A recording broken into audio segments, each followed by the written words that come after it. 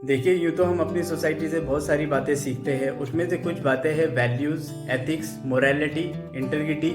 ये सारी चीज़ें ये सारी जो वैल्यूज़ होती है, ये वैल्यूज़ हमारे अंदर इनकलकेट करती है विद द टाइम बिंग। आप अपने सोसाइटीज़ में रहते हैं, वहाँ पर अपना टाइम स्पेंड करते हैं, तो ये वैल्यूज़ धीरे धीरे आपके अंदर इनकलकेट करती है। बट ऐसा नहीं है कि सोसाइटी के अंदर हमेशा अच्छी ही बातें आपके अंदर इनकलकेट करेगी, अच्छी ही वैल्यू इनकलकेट करेगी। बट आपको कहीं ना कहीं ये भी बात माननी पड़ेगी कि सोसाइटी में बहुत सारी ऐसी वैल्यूज़, ऐसे प्रिजुडाइज स्टीरियोटाइप्स होती हैं जो आपके दिमाग के अंदर घर कर जाती है। आप विद द टाइम बिंग उन सारी चीज़ों को एब्जॉर्व करते हो। उसी से ही रिलेटेड एक बात है कि जब भी आप डाउन फील कर रहे हो, आपको कुछ फेलियर का सामना करना पड़ा है, आपको बहुत सारे लोग आ जाएंगे आपको सजेशंस देने के लिए कि तुम्हें ये करना चाहिए था, तुम्हें वो नहीं करना चाहिए था, ऐसा करना चाहिए था, वैसा करना चाहिए था। मैं नहीं बोल रहा हूँ सभी अपने सजेशन गलत देते हैं, सजेशन सही देते हैं, बट आप अगर उनसे एक्चुअली में मदद की उम्मीद करोगे तो वहाँ पर उन लोगों की मात्रा एकदम से कम हो जाती है। बोलने का मतलब ये है कि आपको सजेशन देने वाले लोग बहुत ज़्यादा होंगे, बट एक्चुअली में आपको मदद करने वाले लोग बहुत कम होंगे। तो क्या हमारे डिसीज़न सोसाइटी से इन्फ्लुएंस करने चाहिए? इस चीज़ का डिसीज़न आप खुद ले सकते हो। एक कहानी मैं आपको सुनाने वाला हूँ, आई एम श्योर कि ये सारी बातें आपको हेल्प करेगी। देखो, किसी गांव में एक किसान रहता था, उसका एक छोटा बेटा था। उनके पास एक गधा होता था। सो एक बार किसान डिसाइड करता है कि हम बाज़ार जाएंगे, कुछ सामान लेके आएंगे, क्योंकि गांव में वो सामान महंगा मिलता है और उनके पास लिवलीहुड के लिए इतने पैसे नहीं होते हैं। तो वो डिसाइड करते कि हम दोनों बाज़ार जाएंगे। सो बाप और बेटा दोनों ही अपने गधे को लेके बाज़ार की तरफ निकल पड़ते हैं। बट बाज़ार काफ़ी दूर होता है, तो उनको बहुत मतलब मुश्किल रास्ते उन्हें तय करने पड़ते हैं।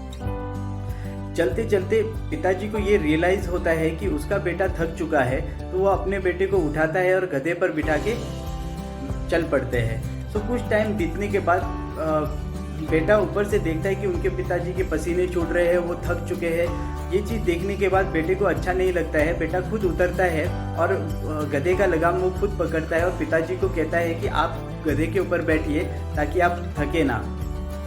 कुछ वक्त आगे चलते चलते उन्हें कुछ लोग मिलते हैं और जब वो लोगों की बातें सुनते हैं तो उनको दुख हो जाता है।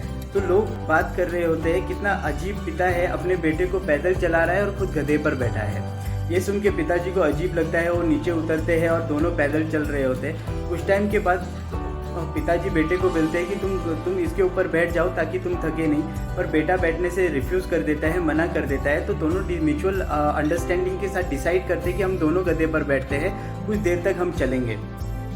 तो दोनों ही गधे के ऊपर बैठते हैं और चलने लग पड़ते हैं। सामने से कुछ लोग और आ रहे होते हैं, वो उन्हें देख कर हंसने लग पड़ते हैं और बोलते हैं, यार देखो दुनिया में कितने निर्दयी लोग हैं कि दोनों ने सामान भी गधे पर लाद के रखा है और दोनों गधे के ऊपर भी बैठे हैं।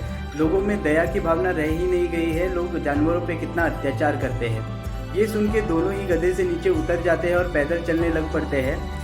पैदल चलते चलते और थोड़ा दूरी तय करने के बाद उनको और लोग मिलते हैं। वो जोर जोर से ठहाके मार के हंस रहे होते हैं, कहते हैं कि कितने बेवकूफ़ लोग हैं कि अपने पास गधा होने के बावजूद भी दोनों पैदल चल रहे हैं। ये सुन के पिताजी को रियलाइज़ होता है कि आप कुछ भी कर लो, सोसाइटी के अंदर लोग आपको अजीब अजीब से सजेशन देंगे, है ना। हो सकते हैं वो सजेशन अच्छे भी हो सकते हैं वो सजेशन खराब भी हो। आपने जब पहला सजेशन सुना कि पिता गधे पर बैठा है और बेटा पैदल चल रहा है, वहाँ पर पिता को लगा कि यार ये सजेशन तो सही है, पर शायद वो पूरी बातें नहीं जानते।